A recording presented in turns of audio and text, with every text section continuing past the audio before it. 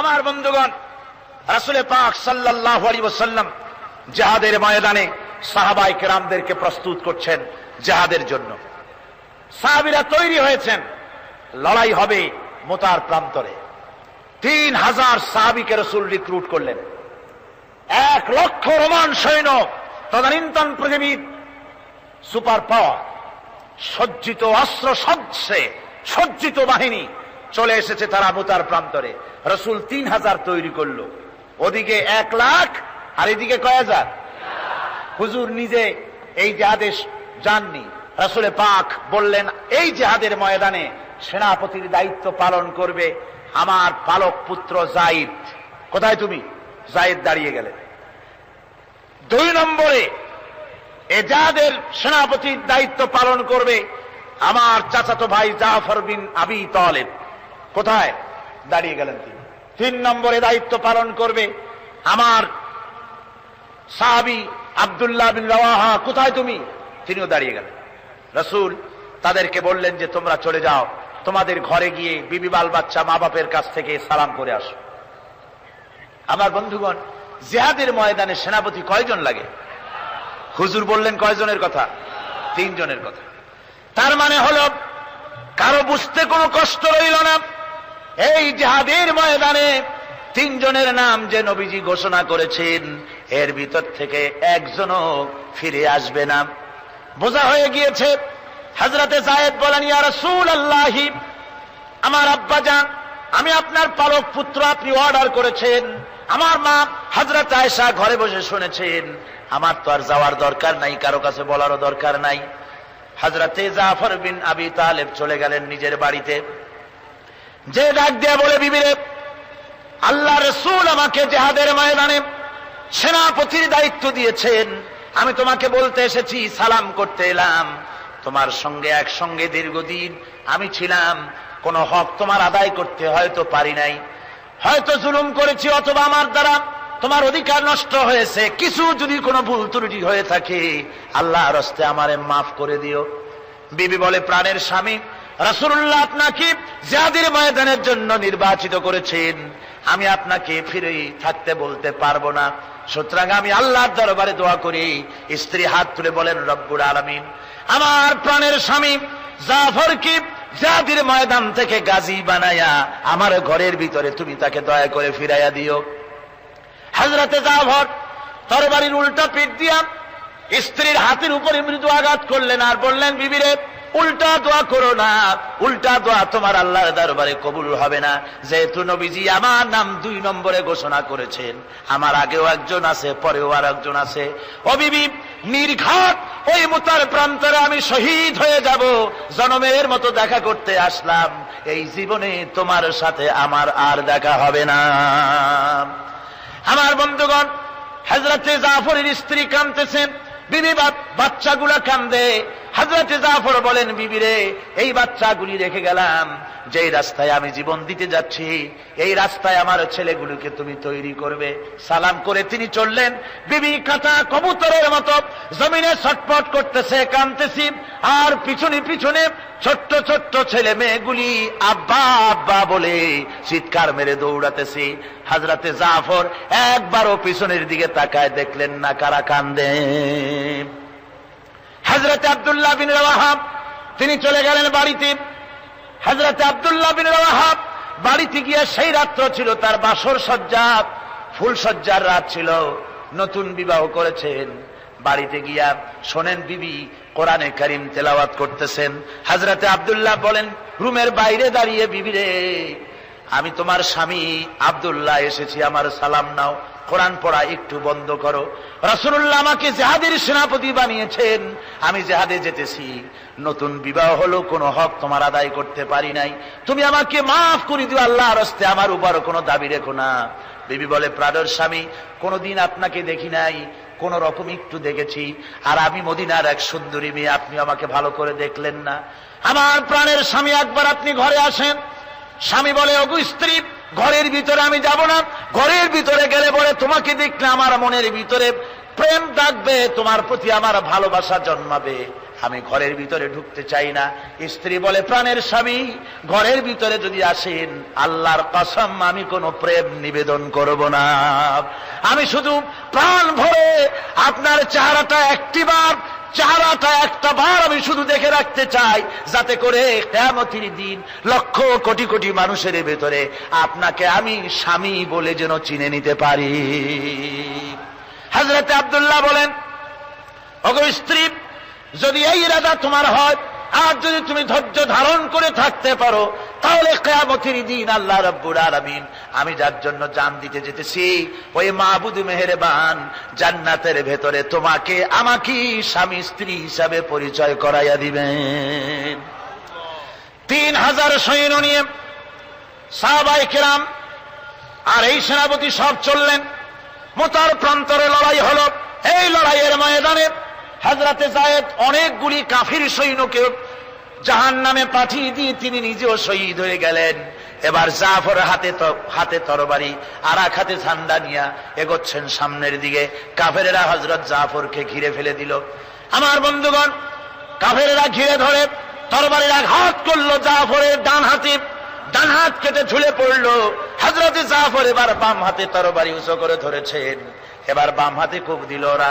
এই কাটা দুইটা হাত দিয়ে বুকের সাথে হযরতে জাফর ইসলামের পতাকাটাকে জড়ায় ধরলেন।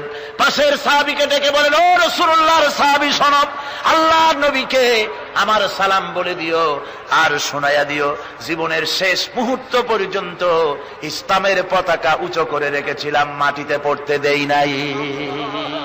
আমার মনে হয় আমি এখন শহীদ হয়ে যাব, যেহেতু আমি এখন আমার নাকের ভিতরে আল্লাহর জান্নাতের সুঘ্রাণ পেতেছি। হযরতে জাফর শহীদ হয়ে গেলেন। হযরতে আব্দুল্লাহ বিন রাওয়াহা, হযরতে আবু উবাইদা দুজনে মিলে ছুটলেন ঝান্ডা ধরার জন্য। ওনারা বলেন, এগিয়ে গিয়ে দেখি সামনের পরে দূরে পতাকা উঠতেছে। ভাবলাম আমরা যাওয়ার আগে ইসলামের পতাকা কে ধারণ করলো। কাছে গিয়ে দেখি হযরতে জাফরের ডান হাত কাটা, বাম হাত কাটা, দুইটা পা কাটা, দেহটা একদিকে পড়ে আছে আর শুধু মাথাটা এক পাশে পড়ে থেকে ইসলামের পতাকা কামড়ায় ধরে উঁচু করে রেখে দিয়েছেন।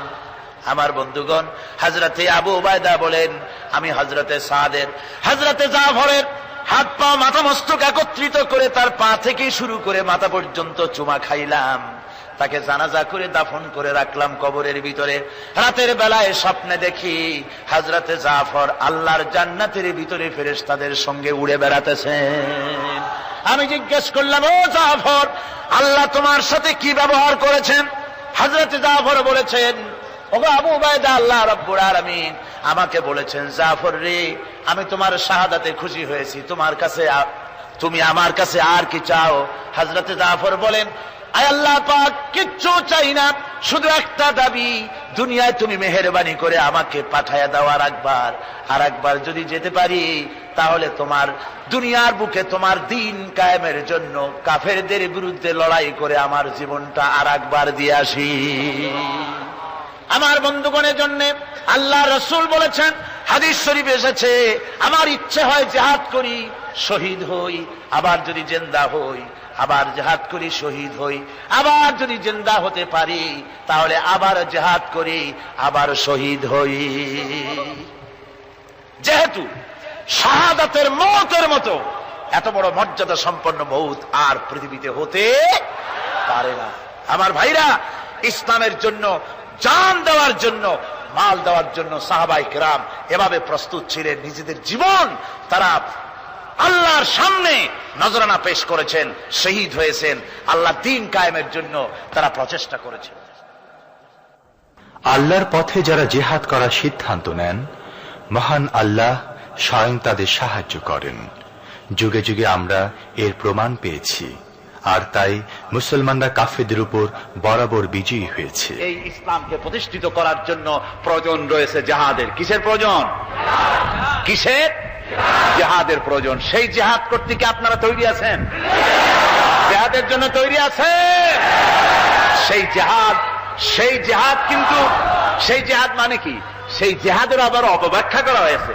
জিহাদের অপব্যাখ্যা করা হয়েছে এইভাবে যে ওয়ালাকিন কলমদার কাফে দুশমনাস, দুশমনের হাতে কলম ছিল, ওরা যেমন খুশি আমাদের ইতিহাসকে চিত্রিত করেছে। ওরা বলেছে ইসলামের ইতিহাস থেকে তরবারি আর রক্তের গন্ধ আসে, কিন্তু আসলে জিহাদের অর্থ তো তরবারির যুদ্ধ নয়। জিহাদের অর্থ হচ্ছে যে কোনো উদ্দেশ্যকে সফলতায় পর্যবসিত করার জন্য যে প্রাণান্তকর প্রচেষ্টা করা হয়, ওই প্রচেষ্টার আরবি নাম হচ্ছে জিহাদ। আর যুদ্ধ তার আরবি হচ্ছে হার্ব। যুদ্ধের আরবি কি? হার্ব, ওয়ার। ইংরেজিতে ওয়ার, আরবিতে হার্ব। আর জিহাদ যেটাকে বলা হয়েছে ওটা হচ্ছে যে কোন উদ্দেশ্যকে সফলতায় পৌঁছাবার জন্য যে চেষ্টা, ওই চেষ্টার নাম জিহাদ। তবে এই চেষ্টা করতে গিয়ে যখন বাধা আসে সশস্ত্র, ওই সশস্ত্র বাধার মোকাবেলা সশস্ত্রভাবে করা যেটা, ওইটা হচ্ছে জিহাদের চূড়ান্ত রূপ। কথা বুঝে আসছে? ইসলাম প্রথমে কাউকে আক্রমণ করে না, ইসলাম প্রথমে কাউকে আক্রমণ করে না, আক্রান্ত হলে পরে তারপরে এর জবাব দেয়, ঠিক কিনা? দেখেন না, হযরত আলী রাদিয়াল্লাহু তাআলা আনহু ওই যে খায়বারের যুদ্ধে, সেইখানে কেউ খায়বারের এই দুর্গ মুসলমানদের হাতে আসে না, প্রতিদিন যুদ্ধ হচ্ছে, অথচ যুদ্ধে কোনো ফলাফল দেখা যাচ্ছে না।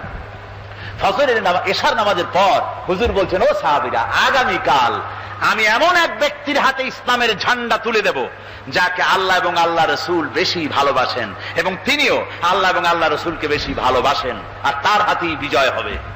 হযরত ওমর রাদিয়াল্লাহু তাআলা আনহু বলেন, আমার এরকম পেরেশানির রাত জীবনে আর কখনো গেছে কিনা জানি না, আমি সারা রাত পেরেশান ছিলাম যে ওই ব্যক্তিকে আমি হতে পারবো। ফজরের নামাজের পর আল্লাহর নবী বলছেন, সাহাবীরা, আমার আলী কোথায়, তাকে দেখছি না কেন? সবাই বলছেন, হুজুর, হযরত আলীর চোখ উঠেছে, তাই নামাজের জামাতে শরীক হতে পারেন না। হুজুর বললেন, তাকে নিয়ে আসুন। দুজন সাহাবীর কাঁধের উপরে ভর করে হযরত আলী এলেন। হুজুর সাল্লাল্লাহু আলাইহি ওয়াসাল্লাম তার মুখের থুতু মোবারক নিয়ে হযরত আলীর চোখে লাগিয়ে দিলেন, সাথে সাথে আগের থেকেও ভালো দৃষ্টিশক্তি সম্পন্ন হয়ে গেলেন। সুবহানাল্লাহ ওয়া বিহামদিহি। তো এখানে রাসূল পাক সাল্লাল্লাহু আলাইহি ওয়াসাল্লাম তিনি হযরত আলীর হাতে তরবারি উঠায় দিলেন, জুলফিকার। বললেন, আলী, তুমি যাও, আজকের ময়দানে সেনাপতির দায়িত্ব পালন করো। হযরত আলী তরবারি হাতে নিলেন। ইসলাম আক্রমণকারী যে না, সে কথা বলতে আমি এই কথা নিয়ে আসছি। হযরত আলী গেলেন, যায় মুরাহহাবের সামনে পড়েছেন। মুরাহহাব হলো, হাদিসে এসেছে, মুরাহহাব হচ্ছে কাফেরদের নেতৃত্ব দিচ্ছে।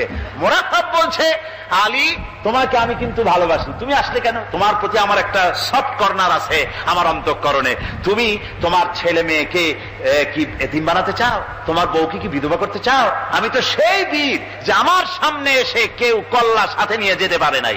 সুতরাং তুমি যদি ওদেরকে এতিম আর বিধবা করতে না চাও, আমার সামনে থেকে সরে যাও। হযরত আলী বলেন, মুরাহহাব, তুমি কাকে ভয় দেখাতেছ?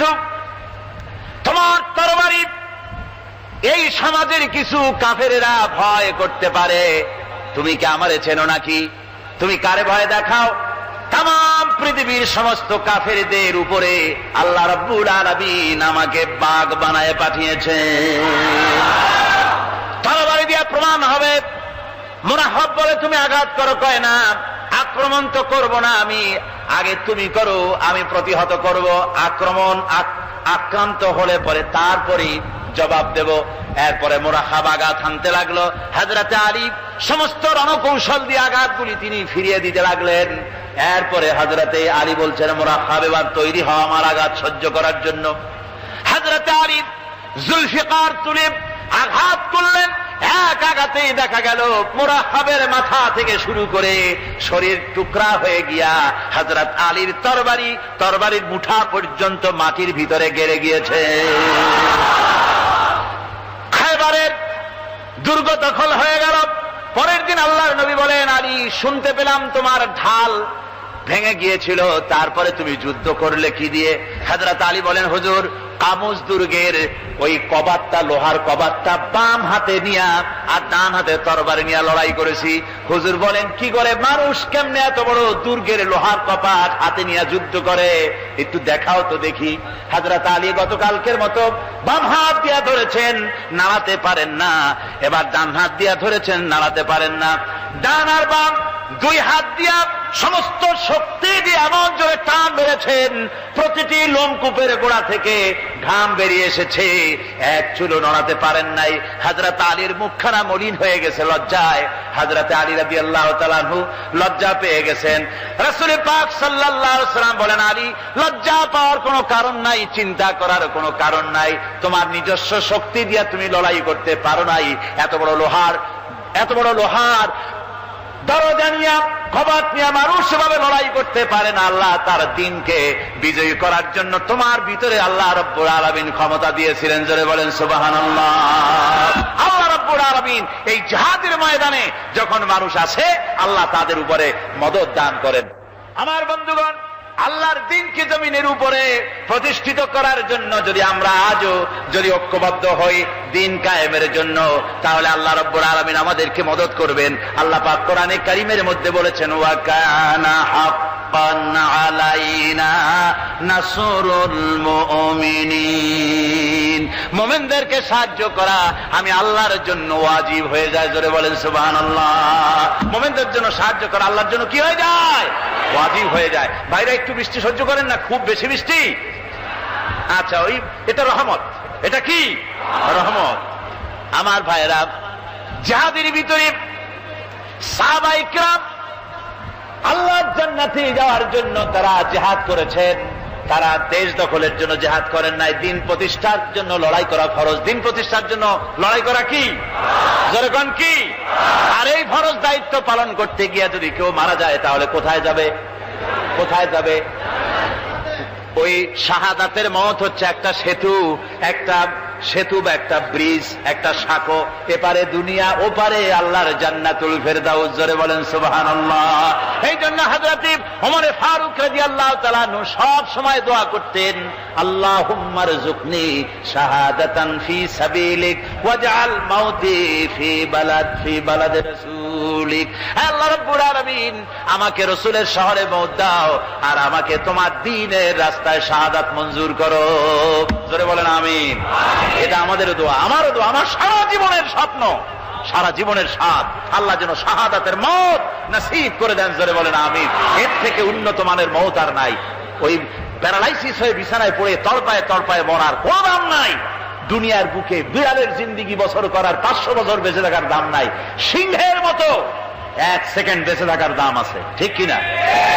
আর মওত, প্লীহা, যকৃত, typhoid, paralysis, diabetes, heart attack, kidney পচে যাওয়া, হাবিজাবি মওতের চাইতে আল্লাহর রাস্তায় জিহাদ করে শাহাদাতের মওত সর্বশ্রেষ্ঠ মওত। জোরে কোন সুবহানাল্লাহ। আমার ভাইরা, রাসূল পাক সাল্লাল্লাহু আলাইহি ওয়াসাল্লাম তিনি মদিনা মুনাওয়ারায় এসে প্রথম যে জিহাদের সম্মুখীন হলেন, ওইটার নাম কি? কোন জিহাদ? বদর। কোন জিহাদ? বদরের জিহাদ। সেই বদরের মাঠে জিহাদের জন্য রাসূল সাহাবীদেরকে তৈরি করতেছেন। তো আপনারা চিন্তা করেন বিষয়টা, জিহাদ করতে হবে। এই বদরে সাহাবীরা জিহাদ করবে কাদের বিরুদ্ধে? নিজের বাপের বিরুদ্ধে। রাসূল পাক খুব চিন্তিত হলেন যে সাহাবীদেরকে কিভাবে উদ্বুদ্ধ করা যায়। হুজুর জিহাদের কথাই বলতেছেন যে এখন বদরে আমাদের টিকে থাকার প্রশ্ন, এইটা মুসলমানদের টিকে থাকার প্রশ্ন। বদরের যুদ্ধ, বদরের এই জিহাদটা। হুজুর যখন এগুলি বলতেছেন, হযরত মিকদাদ রাদিয়াল্লাহু তাআলা আনহু রাসূলের একজন জলিলুল কদর সাহাবী, তিনি দাঁড়িয়ে বলছেন, হে আল্লাহর রাসূল, কেন আপনি চিন্তা করছেন? ইমজি বিনা ইয়া রাসূলুল্লাহ হাইসু মা তাশা। হে আল্লাহর রাসূল, আপনি আমাদেরকে নিয়ে চলুন যেদিকে আপনার খুশি। হাইসুমা আমারাকাল্লাহ, যেদিকে আল্লাহ আপনাকে নির্দেশ করেন সেদিকে আমাদের নিয়ে আপনি সেদিকেই চলুন। ইন্না লা নাকুলু লাকা কামা ক্বালা বনু ইসরাঈল লি মূসা আলাইহিস সালাম ইযহাব আনতা ওয়া রাব্বুকা ফাকাতিলা ইন্না হাহুনা কায়িদুন। বুখারী শরীফের হাদিস। হযরত মিকদাদ রাদিয়াল্লাহু তাআলা আনহু বলছেন, হে আল্লাহর রাসূল, আপনি আমাদের নিয়ে চলুন, আল্লাহ যেদিকে আপনাকে আমাদের নিয়ে যেতে বলেন সেই দিকে নিয়ে যান। আমরা মুসা আলাইহিস সালামের উম্মতের মতো বলবো না যে হে মুসা আপনি আর আপনার আল্লাহ দুজন গিয়া যুদ্ধ করেন, আমরা এখানে বসে থাকি, এমন কথা আমরা বলবো না। বাল ইযহাব আনতা ওয়া রাব্বুকা ফাকাতিলা ইন্না মাআকুমা মুকাতিলুন। ও নবী, বরং আমরা বলবো আপনি চলুন আমাদের নিয়ে, আপনি এবং আপনার আল্লাহ চলুন জিহাদের ময়দানে, আমরা আপনার সঙ্গে জিহাদ করব, লড়াই করব সেই পর্যন্ত। মাদামাত মিন্না মাদামাত আইনুম মিন্না তাতাররাফ, যতক্ষণ পর্যন্ত আমাদের একটা চক্ষুর পলক পড়ে, যতক্ষণ পর্যন্ত একটা চোখের পাতা নড়ে, ততক্ষণ পর্যন্ত আমরা কাফেরদের বিরুদ্ধে লড়ব।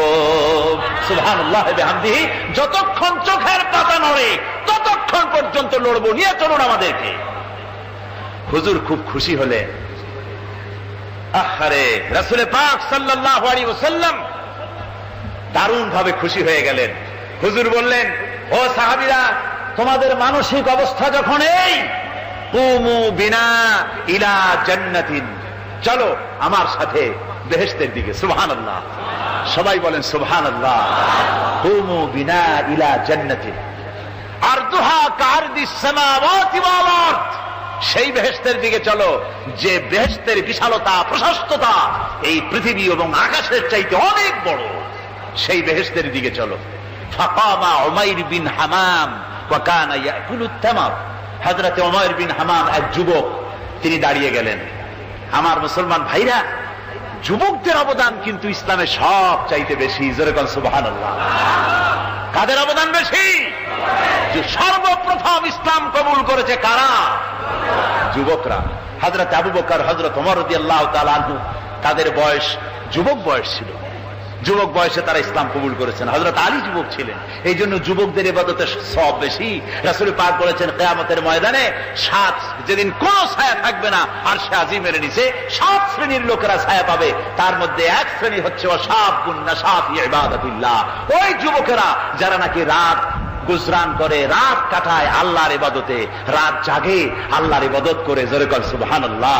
বুড়োদের 100 বার আল্লাহ বলা আর এক যুবকের একবার আল্লাহ বলা, বৃদ্ধের সারা সপ্তাহ তাহাজ্জুদ পড়া আর যুবকের এক রাতের তাহাজ্জুদ পড়া মনে হয় তার থেকেও বেশি। কন সুবহানাল্লাহ। তাই বলে বৃদ্ধ যারা, তারা কিন্তু হতাশ হবেন না, ওই যৌবনকাল আপনিও পেরিয়ে এসছেন, ঠিক না? সুতরাং যুবকদের অবদান বেশি। হযরত উমাইর বিন হামাম রাদিয়াল্লাহু তাআলা আনহু, তিনি দাঁড়িয়ে গেলেন, তার হাতে ছিল ওয়া কানা ইয়াকুলুত তামার, তিনি খরমা খাচ্ছিলেন, হাতে ছিল কয়েকটা খরমা। তিনি খরমাগুলি হাতে নিয়ে দাঁড়িয়ে বলছেন ওয়া ক্বালা বাখবাখ, তিনি বলছেন, বাখবাখ শব্দ এটা হচ্ছে লুগাল মুহাল্লিয়া, অর্থাৎ আঞ্চলিক শব্দ। এর অর্থ হচ্ছে মা আযামাহু ওয়া মা আহসানাহু। কি আশ্চর্য, কি সুন্দর, কি বিরাট, কি সুন্দর কথা আপনি বললেন হে রাসূল। জান্নাতুন আরদুহা কারদিস সামাওয়াতি ওয়াল আরদ, এমন বেহেশত তো পাওয়া যাবে জিহাদ করলে যে বেহেশতের বিশালতা প্রশস্ততা এই বিশাল আকাশের চাইতে, জমিনের চাইতে বেশি। ওয়াল্লাহি লাউ কুনতু হাইয়ান হাত্তা আকুলাহুন্না, আমি যদি, ওয়াল্লাহি আল্লাহর কসম, আমি যদি এই খরমাগুলো যদি খাইতে থাকি, ইন্নাহা লা হায়াতুন তাবিলা, তাহলে তো এটা অনেক লম্বা হায়াত লাগবে, এই খরমাগুলি খাইতে অনেক সময় লাগবে, বেহেশতে যাইতে দেরি হয়ে যাবে। সুতরাং এই খরমা তো আর খাওয়া যাবে না। ফারামা বিহিন্না, হাতের খরমাগুলি সব ফেলে দিয়ে জিহাদের ময়দানে লাফায় পড়লেন। অনেকগুলি কাফেরকে জাহান্নামের খাতে উতরায় দিয়া হযরত ওমর নিজেও শাহাদাত বরণ করলেন। জিহাদের শেষে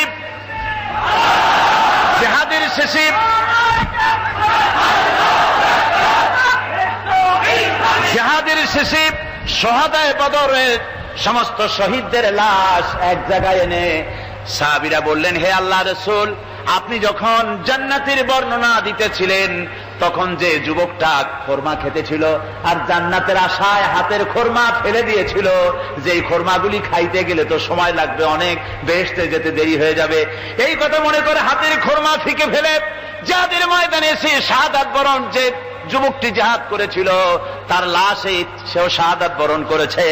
রাসূল পাক হযরত ওমরের চেহারার দিকে লক্ষ্য করে তার দিকে অঙ্গুলি সংকেত করে হুজুর বলছেন, ইন্নাকা মিন আহলিহা, ওমর, যে বেহেশতের জন্য তুমি খরমা খাওয়ার ধৈর্য ধরতে পারো নাই, আমি নবী সাক্ষী দিচ্ছি তুমি সেই জান্নাতের অধিবাসী। আমার ভাইয়েরা, ওই জান্নাতে যাওয়ার জন্য, আল্লাহর দ্বীনকে প্রতিষ্ঠার জন্য আমাদেরকে ঐক্যবদ্ধ হতে হবে। আল্লাহর দ্বীনের জন্য আল্লাহর নবীর যে আদর্শ, সে আদর্শ প্রতিষ্ঠার জন্য এগিয়ে আসতে হবে। যদি আমরা তা করতে পারি, আমরা সংখ্যায় কত, আমাদের অস্ত্র আছে কি নাই, আমাদের জনবল কত, আমাদের সৈন্যবল কত, এগুলি প্রশ্ন না। প্রশ্ন হচ্ছে وَلَا تَهِنُوا وَلَا تَحْزَنُوا وَأَنْتُمُ الْأَعْلَوْنَ إِن كُنتُم مُّؤْمِنِينَ। কোনো ভয় নাই, কোনো চিন্তা নাই, যদি তোমরা মুমিন হও আমি আল্লাহ তোমাদেরকে বিজয়ী করব। জোরে বলেন সুবহানাল্লাহ। মুসলমানেরা তো সেই জাতি, যাদের ময়দানে যখন মুসলমানদেরকে সাহায্য দরকার হয়েছে, আল্লাহ রাব্বুল আলামিন আকাশ থেকে ফেরেশতা নাজিল করেছে কিনা কোন? কবি বলছেন, ফিজায়ে বদরি पैदा कुन फरिश्ते तेरी नसरत को उतर सकते गर्दों से कतर अंदर कतार भी। বদরের মুসলমানদের মতো ঈমান যদি আজও তোমরা আনতে পারো, তোমাদের ভিতরে হয়ে যায়, তাহলে আল্লাহ রাব্বুল আলামিন তোমাদের জন্য কাতারে কাতারে ফেরেশতা তোমাদের জন্য নাজিল করে দিতে পারেন। তোমরা সেই জাতি, তোমরা সেই মুসলমান। ফিরে আসো ইসলামের দিকে, ফিরে আসো দ্বীনের দিকে, রাসূলের সঙ্গে মহব্বতটা জুড়ে দাও। কি মুহাম্মদ সি ওয়াফাতুনে তু হাম তেরে হ্যাঁ, ये जहां चीज ही क्या लोहे कलम तेरे। মুহাম্মদ সাল্লাল্লাহু আলাইহি ওয়াসাল্লামের সঙ্গে তুমি যদি মহব্বতের সম্পর্ক স্থাপন করতে পারো। আসসালামু আলাইকুম ওয়া রাহমাতুল্লাহ।